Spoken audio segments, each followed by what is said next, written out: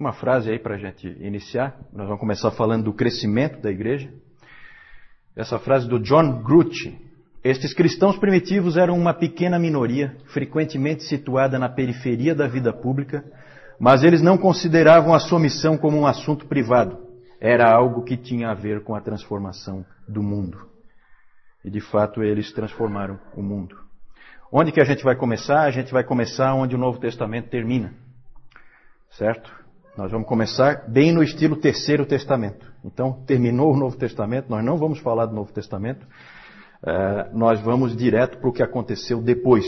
Os sucessores dos apóstolos vão assumir a igreja. E aí a coisa começa. E aí a igreja começa a crescer. Já começou a crescer com Paulo, evidentemente, mas ela continua crescendo. E é disso que nós vamos falar agora. Pode passar.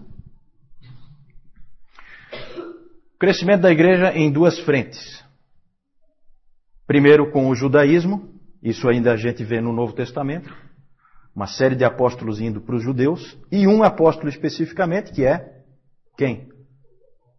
Paulo vai para os gentios, certo? E começa a alcançar os gentios. Então essa expansão é em duas frentes. Socialmente, o cristianismo começa atingindo principalmente os mais pobres, os mais humildes, as camadas mais inferiores da sociedade, mas sempre desde o início nós tivemos também pessoas com uma posição mais alta na sociedade.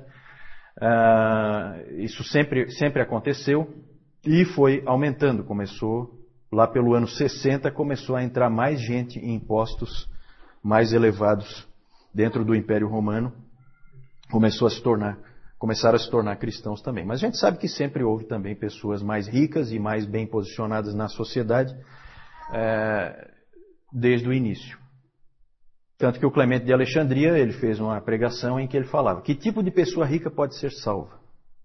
Então essa também era isso a gente tem, né, os escritos dos pais mostrando isso. Geograficamente, quero mostrar geograficamente. Pode passar, isso que eu quero mostrar no mapa. Esse mapa está ruim de ver aí, que só vendo. Mas aqui em vermelho nós temos as áreas atingidas pelo cristianismo no primeiro século. Ainda no primeiro século. Onde o cristianismo já tinha se espalhado no primeiro século. São as áreas em vermelho. Aqui fica Israel, né? Aí nós temos aqui a Ásia Menor. Aqui nós temos a Caia, né, a Grécia, aqui Corinto. Nós temos aqui Roma. E essa linha que aparece aí fora são os limites do Império Romano. Então vocês vejam que o cristianismo cresce dentro do Império Romano, num primeiro momento. Em amarelo nós temos o crescimento dele, o estágio em que ele já tinha chegado, o cristianismo, no ano 185. 185, que século é? Como é que vocês estão de história aí? Que século é? Primeiro? Segundo, né? Sempre pensem assim. Sempre quando fala século segundo são os anos 100 e pouco. Fala em século terceiro são os anos 200 e pouco. Sempre volta um. Por quê? Porque só fecha o século no ano, terceiro século só fecha no ano 300. Então fala assim, segundo século são aqueles anos 101, 102, 103, 104 e assim por diante. Tá? Então no ano 185 vejam que já tinha se espalhado muito, já tinha atingido aqui o Egito, já tinha atingido todo o norte da África, aqui regiões do norte da África, e tinha ido longe, tinha ido até lá na Gália, onde é a França hoje, né? Tinha chegado lá em cima, onde hoje é a Alemanha, da cidade de Colônia, já tinha chegado o Evangelho, e também lá na Espanha. Lembram que Paulo queria ir para a Espanha? Nós não sabemos se ele realmente chegou aí, mas alguém chegou. Alguém chegou lá. Alguém levou o Evangelho lá. Então é impressionante como vai crescendo, vai se espalhando, vai indo para todos os lugares do Império Romano. Vejam bem que o cristianismo, a gente às vezes pensa assim, não, o cristianismo começou ali na Judéia e aí depois ele foi para a Europa. Não é bem assim, gente. O que é marcante aí em termos de geografia? Onde é que o cristianismo está crescendo? Império Romano, sim. Isso em termos de política. Em termos de geografia, onde é que o cristianismo cresce?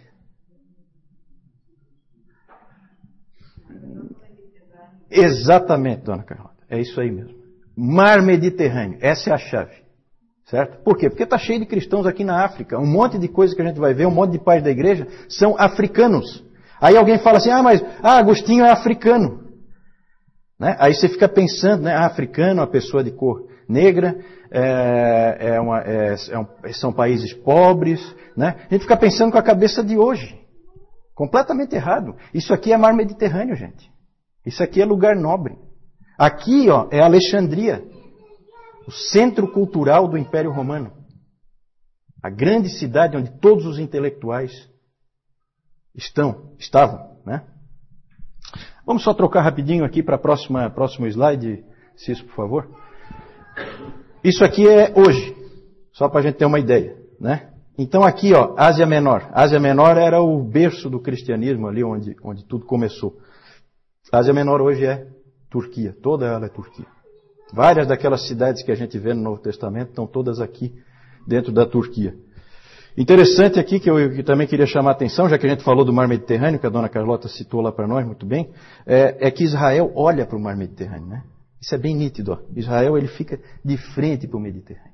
Parece que a coisa já na mente de Deus já estava toda planejada. Né? Joga aqui no Mediterrâneo. E dali espalha, né? Israel fica de fato de frente para o Mediterrâneo. Aqui nós temos a Grécia, a Itália, a Alemanha fica bem ao norte da Itália, a França lá, a Espanha. E aqui hoje no norte da África, por causa das conquistas muçulmanas, hoje nós quase não temos cristianismo aí.